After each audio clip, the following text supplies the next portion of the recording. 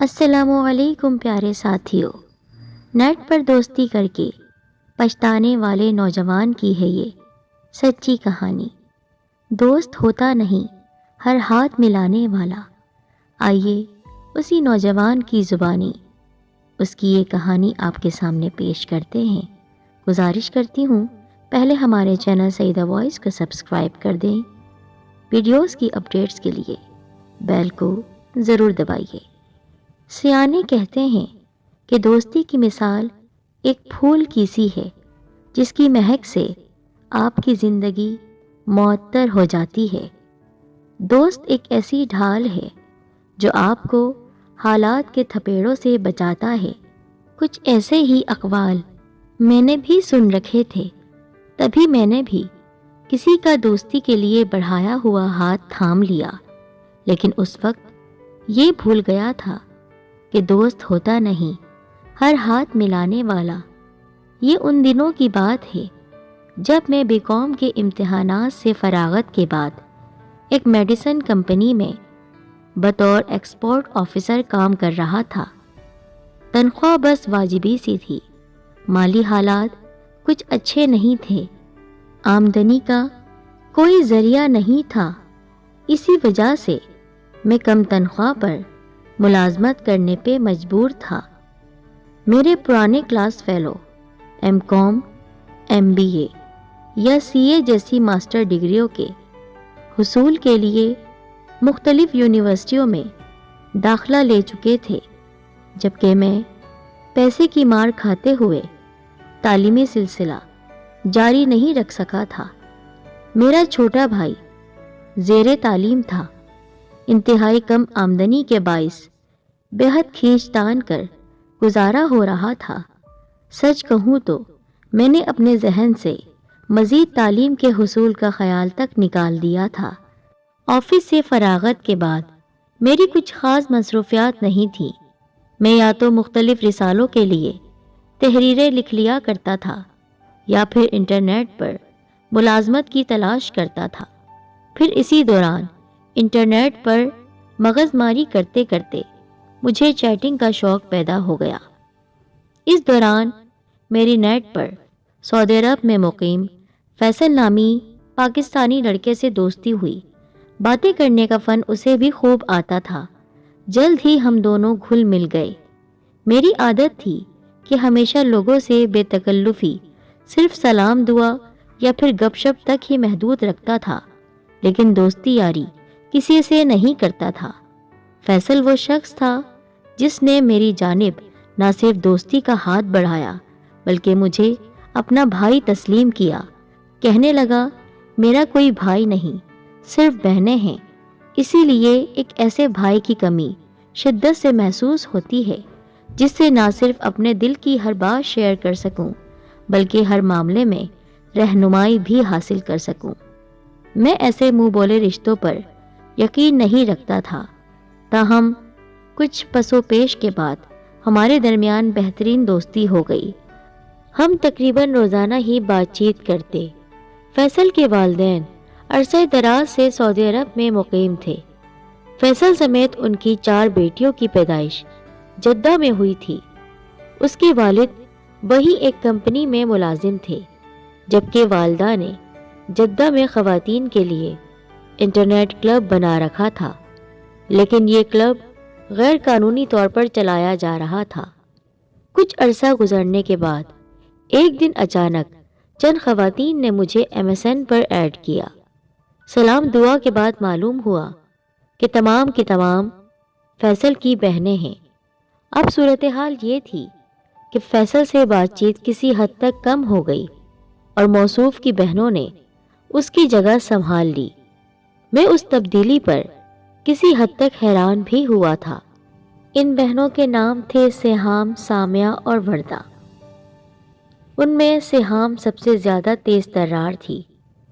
اب تو ان لوگوں کا اصرار بڑھتا جا رہا تھا کہ فیصل آپ کا چھوٹا بھائی ہے تو ہم سب بھی آپ کی چھوٹی بہنیں ہیں، اور اس لحاظ سے آپ کا فرض بنتا ہے کہ چھوٹے بھائی کے ساتھ ساتھ چھوٹی بہنوں پر بھی توجہ دیا کریں۔ میری کوئی بہن نہیں تھی، اسی لیے میں نے ان کو منع بھی نہیں کیا۔ ایک دن مجھے فیصل کی ایک ای میل موصول ہوئی جس میں اس کا کہنا تھا کہ اس نے میرے بارے میں اپنی والدہ سے بات کی تھی۔ تقریباً ایک ہفتہ ہی گزرا ہوگا کہ صبا نامی ایک خاتون نے مجھ سے MSN پر بات کی۔ انٹروڈکشن کے بعد معلوم ہوا کہ موصوفہ فیصل کی والدہ ہیں۔ انہوں نے مجھ سے اپنا CV اور سرٹیفکیٹس کی کاپی ای میل کرنے کو کہا۔ میں نے اس سلسلے میں زیادہ دلچسپی کا اظہار نہیں کیا، مگر بعد میں ان کے بہت اصرار پر تمام چیزیں بذریعہ ای میل بھجوا دیں۔ 3 ماہ بیت گئے۔ اس دوران فیصل سے بات چیت پہلے کی نسبت کافی حد تک کم ہو گئی تھی۔ البتہ اس کی بہنیں روزانہ ہی مجھ سے بات کیا کرتی۔ میں فیصل کے بارے میں پوچھتا تو اس کی تعلیمی مصروفیات کا بہانہ کرتی۔ مجھے اب ان لوگوں سے کافی اکتاہٹ محسوس ہونے لگی تھی، کیونکہ میری دوستی تو صرف فیصل سے تھی جو اب کئی دنوں تک غائب رہنے لگا تھا۔ خیر، ایک دن فیصل کی حیران کن ای میل موصول ہوئی جس میں موصوف فرما رہے تھے کہ وہ اپنی والدہ اور چھوٹی بہن کے ساتھ بہت جلد پاکستان آ رہے ہیں۔ ان کے تمام رشتہ دار کراچی میں رہتے تھے، لیکن فیصل کے مطابق وہ مجھ سے ملنے کے لیے کراچی کے ساتھ ساتھ لاہور آنے کا بھی ارادہ رکھتا تھا، لیکن شرط یہ رکھی کہ میں اسے پورے لاہور شہر کی سیر کرواؤں۔ مجھے اس میں کوئی پریشانی نہیں تھی۔ میری رضامندی کی دیر تھی کہ اس کی والدہ اور بہنیں بھی میرے پیچھے لگ گئیں۔ والدہ کا کہنا تھا کہ وہ فیصل کے ساتھ پاکستان ایک بزنس ٹور کے سلسلے میں آنا چاہتی ہیں اور وہ میری مدد چاہتی تھیں۔ تفصیل پوچھنے پر معلوم ہوا کہ وہ اپنے انٹرنیٹ کلب کے ساتھ ساتھ خواتین کے لیے کمپیوٹر سینٹر بنانے کا ارادہ رکھتی ہیں۔ مجھے یہ جان کر بیحد حیرت ہوئی کہ وہ بذات خود کسی کمپیوٹر کالج کے مالک سے اس سلسلے میں کسی قسم کی ملاقات کرنے کی حامی نہیں تھی۔ وہ چاہتی تھی کہ ان کی بجائے تمام ڈیل میرے ذریعے ہو۔ فیصل کے ساتھ ساتھ اس کی والدہ نے تو اپنے لاہور کے دورے کی راہ ہموار کر لی تھی۔ جلد ہی اس کی چھوٹی بہن سہام بھی لاہور آنے پر تولنے لگی۔ اس کا کہنا تھا اپنی والدہ اور بھائی کے بغیر اس کا دل کراچی میں نہیں لگتا۔ چند دن ہی گزرے تھے، سہام صاحبہ کی ایک نئی فرمائش نے سر اٹھایا۔ کہنے لگی، لاہور میں امی آپ کی والدہ کے ساتھ ہوں گی اور آپ فیصل کو وقت دیں گے۔ آپ کی کوئی بہن نہیں ہے، اس لیے میں ہر وقت بور ہوتی رہوں گی۔ میں چاہتی ہوں اپنے ساتھ میرے ماموزاد بھائی کو لے آؤں۔ میرے لیے پہلے ہی ان کی بیجا بے تکلفی حیران کن تھی۔ اب یہ نئی فرمائش سن کر میں سوچ میں پڑ گیا۔ حیرت کی بات تھی، نہ کوئی جان نہ پہچان، صرف ایک انٹرنیٹ کی دوستی کے بلبوتے پر نہ صرف دوست بلکہ اس کی والدہ، بہن اور کزن بھی ہمارے ہاں رکنے کے لیے آ رہے تھے۔ میری والدہ پہلے تو کچھ حیران ہوئی، پھر ان کا استقبال کرنے لگی۔ میں نے انہیں ان کا کمرہ دکھایا اور امی جان کے پاس چلا آیا۔ ابھی بات چیت ہی ہو رہی تھی کہ صبا آنٹی وہاں چلی آئیں۔ کہنے لگیں، ہم صرف ایک آدھ دن ہی قیام کریں گے، آپ ہماری واپسی کی ٹکٹ بک کروا دیں۔ ہم ایک دوسرے کا منہ تکنے لگے۔ ابا جان نے کہا، بہن ابھی تو آپ لوگ تشریف لائے ہیں اور ابھی ہی جانے کی بات کر رہے ہیں۔ بہرحال صبا آنٹی رضامند تو ہو گئیں، مگر ان کا اسی بات پر اصرار رہا، بکنگ آج ہی کروا دی جائے تاکہ بعد میں کسی مشکل کا سامنا نہ کرنا پڑے۔ آخر شرمندگی کے مارے ہمیں ہی کہنا پڑا، آنٹی ٹکٹ کی بکنگ کے لیے پیسے دے دیجئے، تو انہوں نے ہمیں پیسے لا کر دے دیے۔ ان کا قیام کیونکہ صرف 3 دن کے لیے تھا، اسی وجہ سے پہلے دن ہی اپنا شیڈول تیار کرنا تھا۔ تیسرا دن ان کے قیام کا آخری دن تھا۔ ان سب نے مل کر خوب باتیں کی۔ فیصل کی والدہ کا کہنا تھا کہ سعودی عرب میں قیام کے لیے بے شمار قسم کے ویزا ہوتے ہیں، جن میں ایک آزاد ویزا ہے اس ویزے کی مدت 2 سال تک ہوتی ہے اور ان 2 سالوں میں قیام کے دوران تعلیم یا ملازمت میں سے کسی بھی سرگرمی کو اپنایا جا سکتا ہے۔ آپ لوگ اپنے بچوں کے مستقبل کی فکر نہ کیجیے، پہلی فرصت میں ان کے لیے آزاد ویزے کا بندوبست کرا دیجیے۔ ہمارے علم میں اضافہ کرتے ہوئے موصوفہ کہنے لگی کہ اس ویزے کے اخراجات تقریباً 2 لاکھ پاکستانی روپے ہیں اور وہ سعودی عرب پہنچنے کے بعد پہلی فرصت میں اس ویزے کا بندوبست کروائیں گی، چونکہ وہ لوگ خود بھی برسوں سے اسی ویزے کے تحت سعودی عرب میں رہائش اپنائے ہوئے ہیں۔ میں نے اس وقت موضوع بدلتے ہوئے ان سے کمپیوٹر سینٹر کے بارے میں پوچھا۔ آج آپ کے قیام کا آخری دن ہے، ہم لاہور میں اقرا کمپیوٹر کالج کے مالکان سے بات کرنے چلیں گے، بہتر ہے مزید قدم بڑھانے سے آپ ایک بار ان سے مل لیجئے۔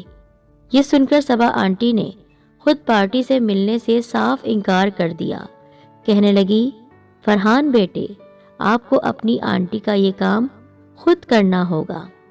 صبا آنٹی کے کام کے سلسلے میں کمپیوٹر کالج کے انتظامیہ نے بات کی تو ان لوگوں نے اپنی شرائط سامنے رکھ دی۔ ان کا کہنا تھا کہ بغیر وزٹ کیے ہم کسی کو بھی اپنے کالج کا نام اور اپنی شناخت استعمال کرنے کی اجازت نہیں دے سکتے، لیکن اگر وہ لوگ ہمارے نام کی مناسبت سے فرنچائز آفس کھولنا چاہتے ہیں تو good will certificate, letter head, college card, pamphlet اور وزٹنگ کارڈ وغیرہ بنوانے کے لیے 50,000 روپے کی لاگت آئے گی۔ ہم نے اس سلسلے میں صبا آنٹی کو بتا دیا، تاہم وہ بات آج کل پر ٹالتی رہیں۔ دوسرا، ہم لوگ بھی اس دوران ویزے کے حصول کے لیے رقم کا بندوبست کر رہے تھے۔ اس دوران صبا آنٹی کی کراچی سے روانگی کا وقت آ گیا۔ کمپیوٹر کالج کی انتظامیہ پہلے ہی ہمارے جواب کی منتظر تھی۔ ہم نے صبا آنٹی کو تمام صورتحال سے آگاہ کر دیا، لیکن صبا آنٹی نے تو ہمیں یہ کہہ کر صدمے میں ڈال دیا کہ فی الحال 50,000 کا میں بندوبست نہیں کر سکتی ہوں، کیونکہ کراچی میں رہتے ہوئے میں نے کافی پیسے خرچ کر دیے ہیں۔ ابھی وہ یہ بات کہہ رہی تھی تو میرے ابا ہمدردی کے طور پر کہنے لگے، اگر فی الوقت رقم کا بندوبست ممکن نہیں تو فی الحال ادائیگی ہم کیے دیتے ہیں، آپ جدہ واپسی کے بعد رقم بھیج دیجیے گا۔ یہ سننے کی دیر تھی کہ صبا آنٹی ابا جان کے گن گانے لگی اور یوں اقرا کمپیوٹر کالج کو رقم کی فوراً ادائیگی کر دی گئی۔ اجازت نامہ مل جانے کے بعد صبا آنٹی کے لیے اسی کالج کے نام سے تمام اسٹیشنری بھی چھپ کر آ گئی۔ اس دوران صبا آنٹی اور ان کی بیٹی جدہ واپس جا چکے تھے، جبکہ فیصل کراچی میں موجود تھا۔ ہم نے اسٹیشنری کے نمونے بذریعہ ڈاک جدہ بھیج دیے تھے اور ڈیزائننگ بھی دکھا دی تھی۔ صبا آنٹی تو جیسے پھولے نہیں سما رہی تھی۔ اب ان کا اصرار تھا کہ ہم تمام اسٹیشنری کوریئر کے ذریعے جدہ روانہ کر دیں۔ ہم لوگ تو پہلے ہی ان کے کام کے سلسلے میں 50,000 روپے خرچ کر چکے تھے، اب کئی کلو وزنی اسٹیشنری کوریئر کے ذریعے بھیجنا ہمارے بس میں نہیں تھا۔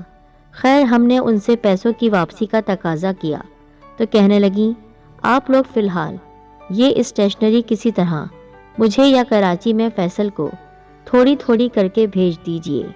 میرے شوہر کے دوست جلد ہی پاکستان آنے کا ارادہ رکھتے ہیں، میں تمام رقم ان کے ذریعے بھیج دوں گی۔ یہ سن کر میں حیرت میں مبتلا ہو گیا۔ اسی دوران میرا انٹرنیٹ پر ایک امریکن وکیل مسٹر ڈیوڈ سے رابطہ ہوا، جو اس وقت جدہ میں رہتے تھے۔ 3-4 دن گپ شپ کے دوران ان سے اچھی خاصی بے تکلفی ہو گئی۔ ایک دن باتوں کے دوران میں نے ان سے ذکر کیا کہ جدہ میں ایک پاکستانی فیملی مجھے آزاد ویزے کے حصول کے لیے پیشکش کر رہی ہے۔ ڈیوڈ یہ سن کر بے حد حیران ہوا اور کہنے لگا، ایسے کسی ویزے کا سرے سے وجود ہی نہیں۔ میں نے مزید تفصیل بتائی تو اس نے مجھے احتیاط برتنے کا مشورہ دیا اور بتایا جو کوئی بھی اس قسم کے ویزے کا ذکر کر رہا ہے وہ آپ کو پھنسانا چاہ رہا ہے۔ میرے لیے یہ بات ہضم کرنا بے حد مشکل تھا، کیونکہ اپنے قیام کے دوران صبا آنٹی جس قدر اعتماد کے ساتھ اس ویزے کی تفصیلات سے ہمیں آگاہ کر رہی تھی، اس سے اس بات پر یقین کرنا بہت مشکل تھا کہ کوئی اس قدر صفائی اور ڈھٹائی کے ساتھ جھوٹ بھی بول سکتا ہے۔ دن پہ دن گزرتے چلے گئے، اس ٹال مٹول کے سلسلے کو پورے 8 ماہ بیت گئے۔ صبا آنٹی کی فیملی کا ہم سے رابطہ نہایت کم ہو کر رہ گیا۔ برا وقت تو سبھی پر آتا ہے، ہوا کچھ یوں کہ ہم پر مزید پریشانی کے دن آ پڑے۔ ان حالات میں کچھ سمجھ نہیں آ رہا تھا۔ آخر تنگ آ کر ایک دن صبا آنٹی کو میں نے ای میل کی، برائے مہربانی اپنے وعدے کو پورا کیجیے اور ہمارے پیسے بھی لوٹا دیجیے۔ آپ کی امانت ہمارے پاس موجود ہے، پیسے ملتے ہی آپ کو روانہ کر دی جائے گی۔ ایک صبر آزما وقت گزرنے کے بعد صبا آنٹی کی ای میل موصول ہوئی۔ انہوں نے حال احوال پوچھا، اپنے رشتہ داروں سے گلے شکوے کیے اور پیسوں کی کوئی بات نہیں کی۔